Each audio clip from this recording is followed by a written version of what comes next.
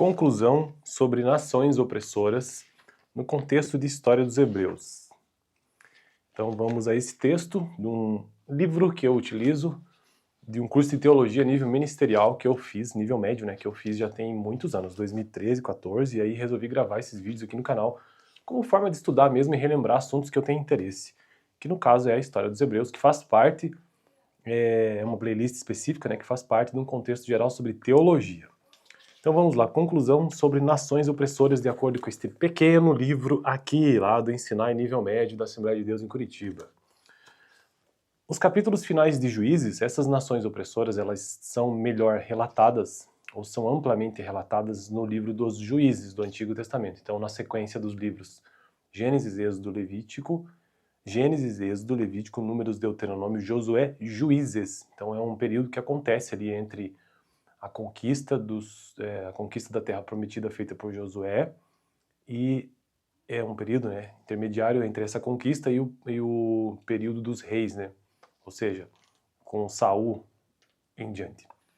Os capítulos finais de Juízes e os iniciais de Ruth descrevem as condições reinantes nos dias dos juízes. Mica e seu santuário servem de exemplo para confirmar a apostasia religiosa prevalecente nos dias dos juízes. O crime sexual em Gibeá e os acontecimentos que se seguiram provocaram guerra civil em Israel. A história de Ruth vislumbra, deixa eu até marcar aqui. A história de Ruth vislumbra a história de Ruth vislumbra uma era mais pacífica nos dias em que governavam os juízes.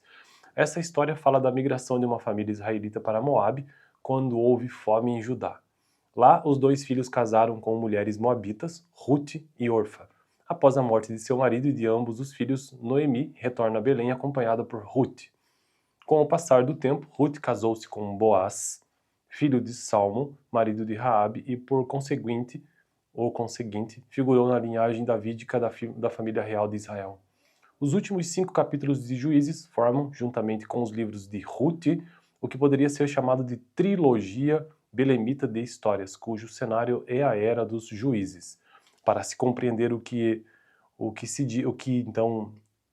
esse autor Merrill, né, descreve, é preciso atentar para a narrativa da opressão dos filisteus e todo o período dos juízes. Isso também requer minúcia e atenção aos primeiros capítulos do primeiro livro de Samuel.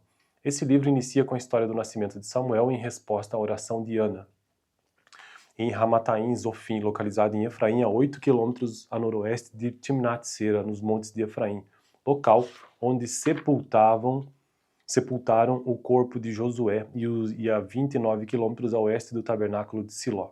Samuel foi dedicado por seus pais para ser um nazireu e servir ao Senhor em Siló, embora não fosse um sacerdote de linhagem, era um levita. Isso está registrado em 1 Crônicas, capítulo 6, 27 e 28, 1 Samuel 1:1. Descendente de Coate, e assim poderia ministrar no tabernáculo e até mesmo em outros altares locais em Israel. Enquanto Samuel ainda era jovem, em Siló, o sumo sacerdote era Eli, um descendente de Itamar, como sugerido pelo fato de mais tarde o sacerdote da linhagem de Eli ter sido tomado e entregue a Zadok, um descendente de Eleazar, 1 Reis, capítulo 2, 35, Números 3, 4, 1 Crônicas 6, 8. Mesmo que não haja indícios de apostasia na vida de Eli, seus filhos efetivamente transformaram a casa de Deus em Siló num santuário cananeu, com toda a corrupção e imoralidade associada ao culto a Baal. 1 Samuel 2, 12, 17, 22, 25. Foi nesse ambiente que o jovem Samuel foi chamado pelo Senhor e designado para ser profeta e juiz. Em razão das circunstâncias, o Senhor trouxe os filisteus para servirem como um instrumento de correção. Então veja que nações opressoras, nesse caso aqui, mencionando até os filisteus, são apenas povos que Deus mesmo trouxe para servir de instrumento de correção. A presença dos filisteus nos primeiros anos do juizado de Samuel deve ser associada aos 40 anos de opressão mencionados em Juízes 13:1.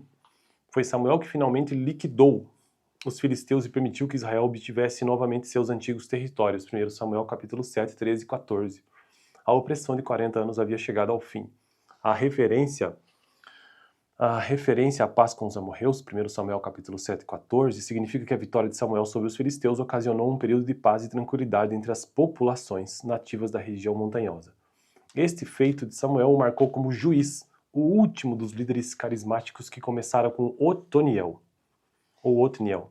Entretanto, até mesmo a jurisdição de Samuel foi limitada, pois seu círculo jurisdicional, de jurisdição, ia de Betel a Gilgal, então não era sobre todo Israel. E desta a Mizpá, uma área que não ultrapassava 32 quilômetros de extensão.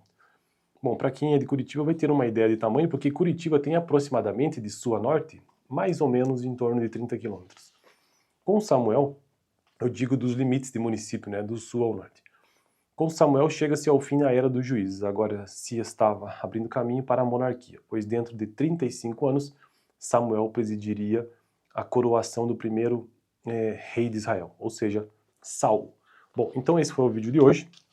No próximo, eu já quero entrar numa outra temática, ou seja, a monarquia de Israel, a continuação, né, da história dos hebreus a partir desse ponto aqui, ou seja, do último rei, ou do último juiz dos hebreus, que foi Samuel. Valeu!